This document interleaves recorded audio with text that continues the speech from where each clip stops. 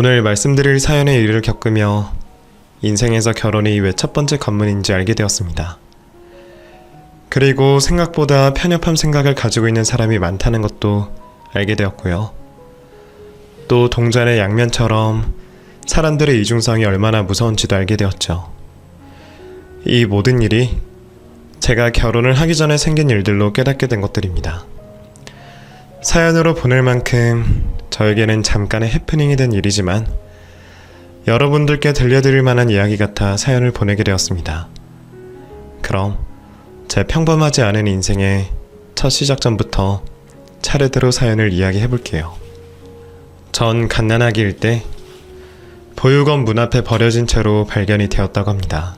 저에 대한 신상 정보는 어느 것 하나 없었기에 이름도 고아원에서 지어준 이름으로 불리게 되었죠. 원체 성격이 소심한 탓도 있었겠지만 어린 나이에 부모에게서 버려진 아이라는 걸 알고 있었던 저는 무슨 일이든 부정적이고 비협조적으로 행동했습니다. 어릴 때 제가 가지고 있던 생각을 다 기억할 수는 없지만 그때는 그렇게 행동을 해야 저 스스로를 보호할 수 있다고 생각한 것 같아요. 세상에서 나를 가장 사랑해줘야 하는 부모에게 버림을 받았으니 나를 지켜줄 수 있는 사람은 나 자신밖에 없다고 생각해서 말이죠. 그래서 매사 삐뚤게 행동했던 것 같습니다. 그런데 그런 제 속마음을 알고 안타까워 해주시는 분들이 나타나셨어요. 바로 지금의 저희 부모님이시죠. 불임으로 인해 슬아의 자식이 없었던 부모님께서는 매주 봉사활동을 다니면서 그 적적한 마음을 달래고는 하셨다고 합니다. 그렇게 제가 있던 보육원에서 봉사활동을 하시며 절 보시게 된 거죠. 다른 아이들과 달리 음식과 장난감에도 마음의 문을 쉽사리 열지 않는 저를 보시고는 제 마음속에 얼마나 큰 상처가 있는지 아셨다고 해요. 제가 비협조적이고 삐뚤게 하는 행동들 모두에 이유가 있다는 걸 아셨던 두 분께서는 보육원에 있는 아이들 중 유독 저에게 마음이 쓰였다고 하셨죠. 당시 초등학교를 들어가기 전이었던 저를 부모님께서는 입양하시기로 마음을 먹으셨고 그 의사를 저에게 물어왔습니다. 하지만 어떤 식으로든 환경의 변화가 무서웠던 저는 입양을 가지 않겠다고 했죠. 보육원 선생님과 부모님의 긴 설득 끝에 입양을 가게 되었지만 부모님과 가정이 생겼는데도 불구하고 전 마음의 문을 열지 않았습니다. 긴 시간 동안 폐쇄적으로 행동하는 제가 미우실 텐데도 부모님께서는 저를 사랑으로 품어주셨습니다. 제가 어떤 행동을 하든 사랑으로 품어주시는 두 분을 보며 조금씩 믿음이 생겼던 저는 결국 마음의 문을 열고 부모님을 따르게 되었죠. 부모님께서는 저를 친자식 그 이상으로 대해주셨습니다. 넉넉한 가정 형편으로 모든 부족하지 않게 저에게 모든 걸 지원해 주시려고 했고 제가 조금의 고생도 하지 않으시길 바라셨죠. 제가 어린 시절 받은 마음의 상처와 고생이 다른 사람들의 평생의 상처보다 깊다면서 매 순간 행복하기만 바라셨어요. 부모님의 그 넓고 깊은 사랑에 저도 기대에 맞는 자식이 되려고 노력을 해왔습니다. 어렸을 적부터 부정적인 모습은 온데간데 없었고 항상 밝고 웃는 얼굴로 지냈죠. 어린 시절 내 것이라고는 하나도 없었던 경험이 있어 지금 제가 누리고 있는 것들이 얼마나 소중한지 알고 있었어요. 그래서 매사 모든 일에 감사하고 열심히 했습니다. 부모님께서는 학업의 높고 낮음은 중요하게 생각하시지 않으셨지만 전 제가 할 수 있는 최선을 다해가며 명문대학에 합격을 했고 우수한 성적으로 졸업을 했죠. 그 힘들다던 취업도 졸업 전에 학점을 지어 놓을 만큼 저 스스로와 부모님을 행복하게 만들려 노력하는 삶을 살고 있었습니다. 그런 삶을 살고 있던 중에 오늘 설명드릴 사연의 시작인 남자친구를 회사 안에서 만나게 되었어요. 저와 같은 회사를 다니고 있던 남자친구는 저와 부서도 완전히 다르고 업무 관련도 없어 아예 모르고 지내던 사이였죠. 그런 남자친구와 사내 테니스 모임을 가지다 처음으로 인사를 하게 되었습니다. 같은 운동을 하며 서로 이야기할 거리가 생기다 보니 급속히 친해지게 되었고 주말에는 운동을 핑계 삼아 따로 만나기도 했죠. 우리 두 사람 모두 서로를 닮은 성격에 반했습니다. 만남이 잦아지면서 나중에는 연애를 하게 되었고요. 그렇게 조심스럽게 만남을 이어가고 있는데 남자친구 부모님께서 저를 궁금해한다고 전화로 인사를 드리면 안 되겠냐 말을 전해왔습니다. 솔직히 좀 당황스러웠죠. 아직 인사를 드릴 정도로 저희의 만남이 깊은 건 아니었으니까요. 그리고 보통 남자들의 경우 자신의 부모님께 여자친구의 여부를 먼저 말하지 않기도 했고요. 난감한 상황에 그렇다고 거절을 할 수도 없으니 어쩔 수 없이 이른 인사를 드리게 되었습니다. 그렇게 얼떨결에 하게 된 남자친구 어머님과의 첫 통화는 면접 자리나 마찬가지였습니다. 살고 있는 곳, 부모님께서 하시는 일, 나온 학교 등등 기본적인 호구 조사는 기본이었고 평소 취미부터 남자친구와 무엇을 하며 데이트를 하는지 정말 사소한 것까지 물어보셨죠. 잠시 인사나 드릴 거라 생각했던 첫인사치고는 통화가 너무 길어지고 있어서 당황스러운데 남자친구는 그걸 지켜보고만 있었습니다. 제가 불편해서 어색하게 웃는 걸 진짜 즐거워서 웃는다고 생각했죠. 남자친구가 중간에 끊어주지 않으니 전화기를 계속 붙잡게 되었고 결국 1시간 가까이 면접 같은 통화를 하게 되었습니다. 남자친구와 만남이 계속될지 아닐지 모르는 상황에 남자친구 부모님께 이른 인사를 드리게 된 것이 악수가 될까 불안했지만 다행히 남자친구와 연애를 계속 이어가게 되었고 남자친구 부모님께서도 절 예뻐해 주셨습니다. 정말 저를 너무나도 좋아해 주셔서 이후에 그런 일이 생길 거라고는 생각도 못할 정도였죠. 특히 시골에서 농사만 지으셨던 분들이라서 그런지 제가 도시 사람의 부잣집 딸이라는 이유로 마치 저를 아기 다루듯이 대해주셨습니다. 어느 정도였는지 몇 가지 상황을 말씀드릴게요. 제가 전화로 인사를 드리고 얼마 지나지 않아 어머님께서 서울로 올라오시게 되었습니다. 아는 지인분의 자제가 결혼을 한다고 올라오신 거죠. 남자친구에게 어머님께서 올라오신다고 말을 듣게 된 저는 식사 자리를 마련하게 되었습니다. 어떤 걸 좋아하시는지 몰라 남자친구가 고른 식당으로 가게 되었죠. 해산물이 나오는 음식점이었는데 어머님께서 식탁에 나온 음식을 앞에 두시고 제 눈치를 보셨습니다. 전 어머님께서 어디가 불편하시거나 음식이 맞지 않으시는가 해서 여쭤보게 되었죠. 어머님, 음식이 입에 안 맞으세요? 응?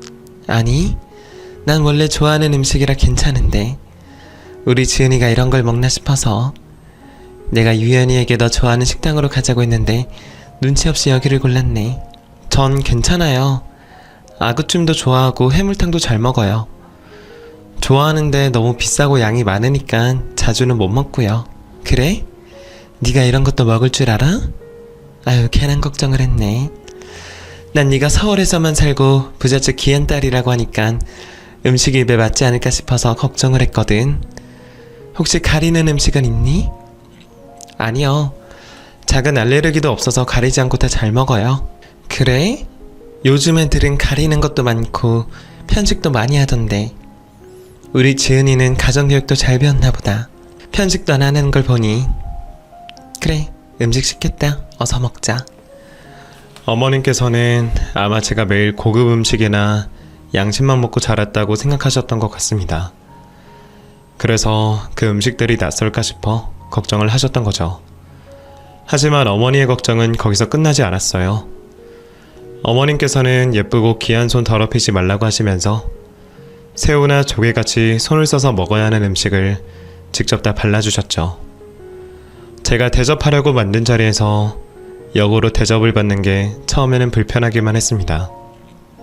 시어머님 될 분에게 일을 맡기는 것 같아 불편했고 식사를 하면서도 제 눈치를 보시며 잘 먹고 있는지 확인을 하셨거든요. 그날 이후 남자친구와 만남이 길어지고 예비 시부모님과도 자주 뵙게 되면서 저를 대해주시는 행동에 익숙해져 가기는 했지만 너무 과한 사랑을 받는 것 같아 항상 황송한 마음이 들었죠. 결혼을 하기 전인데도 불구하고 예비 시부모님께서는 제게 아기라는 애칭까지 불러주시면서 저를 예뻐해 주셨습니다. 감사한 일인 건 맞지만 물론 다 좋았던 건 아니에요. 조금 부담스럽고 불편한 부분들도 있었죠. 시골에 사셔서 그러시는지 몰라도 가끔 가부장적이고 고질식한 모습을 보여주셨고 저에게 강요까지 하셨거든요. 하루는 회사에 있는데 연락도 없이 오신 어머님이 회사 로비에 있으시다면서 저에게 내려와 보라고 하셨습니다. 어머님 어쩐 일로 오셨어요? 내가 귀한 걸 하나 가져왔는데 이거 전해주려고 왔다. 미리 연락 주시죠. 그러면 제가 내려가서 뵙고 오면서 가져가도 되는데.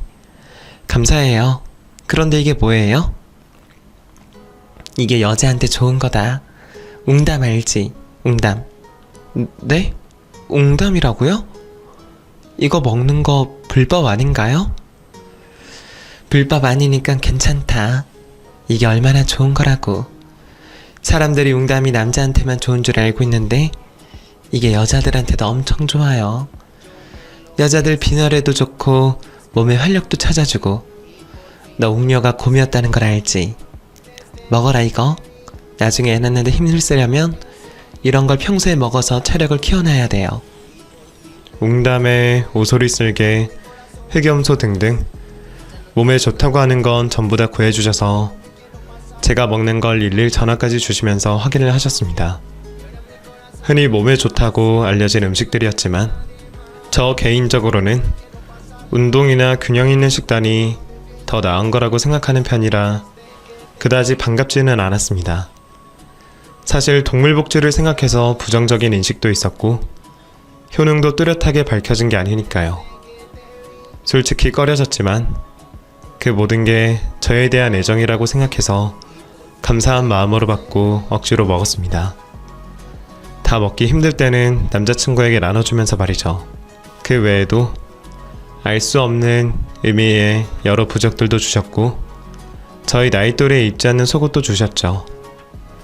모두 다 미신적인 의미가 있는 선물이었고 젊은 사람인 저로서는 믿지 않는 것들이었지만 저를 생각해 주시는 예비 시부모님의 뜻을 알고 기분 상하지 마시라고 말씀드렸습니다. 물론 속뜻은 항상 저보다는 제가 가지게 될 남자친구의 아들 때문이라는 건 알았지만 그래도 미움받는 며느리보다는 나은 상황이었으니까요. 그렇게 순조롭게 연애를 이어가던 저와 남자친구는 오랜 만남으로 인해 자연스럽게 결혼 이야기를 오가게 되었고 양가 인사를 드리게 되었죠. 이후 큰 문제 없이 즐거운 분위기 속에 상견례도 마치게 되었습니다.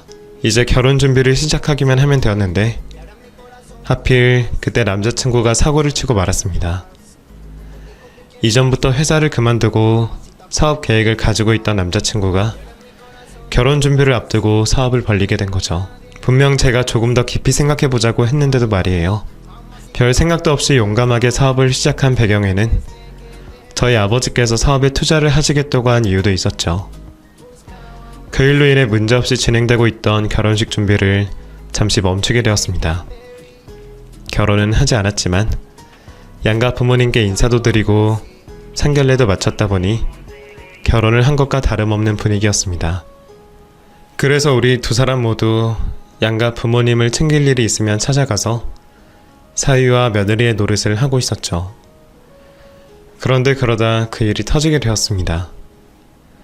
어머님의 생신으로 남자친구와 저는 예비 시댁에 내려가게 되었고 음식과 반주를 즐기며 재미있는 시간을 보내고 있었어요. 식사가 끝나고 시부모님들과 다 같이 모여 저와 남자친구가 준비한 영화를 보고 있었는데 그 영화 내용의 초반 내용이 제 어린 시절과 많이 비슷했습니다. 주인공이 입양아였거든요. 그 장면을 보고 있던 남자친구가 저에게 제 어린 시절을 각색하여 만든 영화가 아니냐며 말을 했죠. 그 말을 듣고 어머님께서 크게 놀라시며 저에게 어떻게 된 일이냐며 물어오셨습니다. 방금 제가 뭐라고 한 거니? 입양아? 왜 지은이 네가 입양아야? 어머니 모르셨어요? 제가 저번에 말씀드렸는데요. 그리고 저희 부모님께서도 상견례 자리에서 마음으로 낳은 자식이라고 말씀하셨고요. 아니, 난 그런 얘기 들은 적 없는데? 잠깐만, 그러면 너 지금 너희 부모님과는 피가 하나도 섞여 있지 않은 거야? 그야말로 생고아라는 말이지. 네, 죄송해요. 제가 확답이라도 받았어야 했는데 전 그때 제가 설명할 때 이해하신 줄 알고. 이게 무슨 마른 하늘의 날벼락이라니? 어? 고아? 에미애비가 누군지도 모르는 고아? 분명 저나 저희 부모님이 얘기를 했었지만 어머니는 듣지 못했다며 깜짝 놀라셨습니다. 사실 저는 그게 무슨 큰 문제가 되는지 아직도 이해를 못하고 있습니다. 제가 부모님과 사이가 안 좋은 것도 아니고 부모님께서 친자식이 있어 저를 차별하신 것도 아니었으니까요. 하지만 옛날 사고방식에 멈춰있던 예비 시부모에게는 그게 그냥 이해를 하고 넘어갈 수 있는 일이 아니었나 봅니다. 제가 입양하라는 얘기에 점점 격분하는 모습을 보이셨죠. 유연이, 너는 정신이 있는 거니? 아니, 무슨 생각으로 고아인 애를 만나, 어? 얘 몸에 어떤 피가 흐르는지 알고 만나서 결혼을 하겠다고 하냐고. 애라도 생겼으면 어쩔 뻔했어. 내가 지금까지 얘 임신 잘하라고 들인 값이 얼마인데 가장 중요한 걸 쏙 빼놓고 결혼하겠다고 말하면 어떡하냐고. 엄마 왜 그래요? 에? 지은이가 입양된 게 우리 결혼에 무슨 문제가 된다고. 보셔서 아시겠지만 지은이 부모님께서 지은이를 친자식 이상으로 사랑해주시고 어릴 때부터 키워오셔서 주변에는 입양된 것도 모르고 있어요. 얘는 그게 문제가 아니야. 이건 피에 관련된 거라고. 피. 나 아버지 집안이 어떤 집안인지 알지?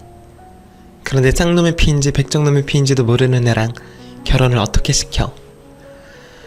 나중에 낳은 애는 어떻게 될 줄 알고. 여자가 애 하나 있는 것도 아니고 널리고 널렸는데 굳이 고아 출신의 애를 데려와서 뭐하니? 그건 우리 집안의 수치다, 수치. 당황스러울 수밖에 없는 상황에 저는 우선 예비 시부모님을 진정시키고 설득을 해야겠다고 생각했습니다. 어머님, 저희 부모님 밑에서 자라오면서 단 한 번도 부끄러운 일 한 적 없고요. 누구와 비교해도 자신 있을 만한 삶을 살았습니다. 또 부모님께서 주신 사랑으로 인해서 고아 출신이라고 생각해 본 적도 없고요. 저희 가족 그 어느 가족보다 화목하고 서로를 사랑한다고 말씀드릴 수 있어요. 며느리 되어서도 절대 실망시켜 드리는 일 없도록 할 테니 저 믿어주세요. 믿고 안 믿고의 문제가 아니야. 네가 너희 부모님께 사랑을 받든 안 받든 당장 문제가 있든 없든 그게 중요한 게 아니고 네 출신 자체가 문제라고. 너 네 부모가 어떤 사람인지 알고 있니? 자식 버리고 간 부모가 뭐 대단한 게 있겠어. 뻔하지. 그런 유전적인 데이터들이 다 네 피 속에 들어가 있다고. 네가 아무리 잘난 사람이라고 해도 결국에는 그 피를 못 속여요. 그리고 그 피는 대대손손 우리 집안 피로 섞여 들어갈 거고. 난 그 꼴 못 본다. 너처럼 근본도 없는 애를 며느리로 받아들일 수가 없어. 너희 부모님이 어떤 사람이든 차도 매줄 수 없다는 말이다. 그리고 혹시 아냐? 온갖 더러운 피로 얼룩져 있을지. 우리도 너에게 귀한 손자 보려고 들인 값이 있어서 너만큼이나 손해를 많이 봤으니 서로 똥 밟았다고 생각하고 이만 끝내자. 결혼 없었던 걸로 해. 어머님, 너무하시잖아요. 출신은 제가 노력한다고 변하는 것도 아니고 제가 선택한 것도 아니에요. 그리고 지금 아무 문제 없이 잘 살고 있는데 왜 이러시는 거세요? 이거 봐라, 이거 봐. 제 눈깔 좀 보라고. 저 눈깔 보니 피 속에 백정놈이라도 들었나 보다. 네가 아무리 악을 써도 네 피줄처럼 안 되는 건 안 되는 거니 당장 우리 집에서 나가라. 남자친구가 나서서 시부모님을 설득시키려고 했지만 막무가내로 파혼을 요구하는 두 사람을 이겨낼 수 없었습니다. 우선 그 자리를 피하기로 했죠. 너무 납득이 되지 않는 파혼 이유였기에 이런 걸로 남자친구와 헤어질 수 없다고 생각했습니다. 우선 결혼 준비가 남자친구의 사업으로 미뤄지게 되었으니 시간을 가지며 예비 시부모님을 설득시키기로 했죠. 전 회사를 다니며 어떻게 해야 두 분을 설득시킬 수 있을까 고민을 하고 있었습니다. 그러면서 자신의 아들과 아직 이별을 하지 않았다는 걸 알게 된 예비 시모의 전화에 시달려야 했죠. 예비 시모가 제목을 조여올수록 전 더 조급해져 갔습니다. 그래서 남자친구의 도움이 더 절실히 필요했죠. 그런데 남자친구의 머릿속에는 딴 생각이 가득했습니다. 사업이었어요. 혼자서 하게 된 사업이 바쁘다는 건 알고 있었지만 그래도 당장 저와 파혼을 하여 헤어질 수도 있는 마당에 남자친구는 너무 태평스러웠습니다. 이번 주에 내려가서 어떤 식으로 말할 거야? 응? 이번 주 힘들겠는데? 나 사업 관련으로 골프 모임이 있어서. 그게 말이 된다고 생각해? 그럼 나 혼자 다녀와? 나 그 집 대문도 못 들어갈걸? 벌써 몇 주나 지나갔는지 알아? 당신 정말 나랑 결혼할 생각은 있는 거냐고. 나 매일 당신 어머니께 시달리고 있어. 당신과 헤어지라고. 그러니까 전화 오면 받지 말라니까. 그리고 지금 엄마 아빠가 화가 난 상황인데 무슨 말을 하든 좋게 들리겠어? 시간이 약이라는 말도 있잖아. 좀 기다려봐. 마치 남의 이야기를 하는 것처럼 말을 하는 남자친구에게 전 실망했습니다. 그리고 지쳐갔죠. 시부모님께 무시와 갈시를 받는 결혼은 하고 싶지 않았어요. 또 저에게 무심한 남자친구와 하게 될 결혼 생활도 걱정되었죠. 결국 전 파혼을 결심하게 되었습니다. 마침 자신의 아들과 헤어지라고 연락이 오고 있는 시모의 전화를 받고 파혼을 하겠다고 했죠. 시모는 자신의 아들과 파혼을 하겠다고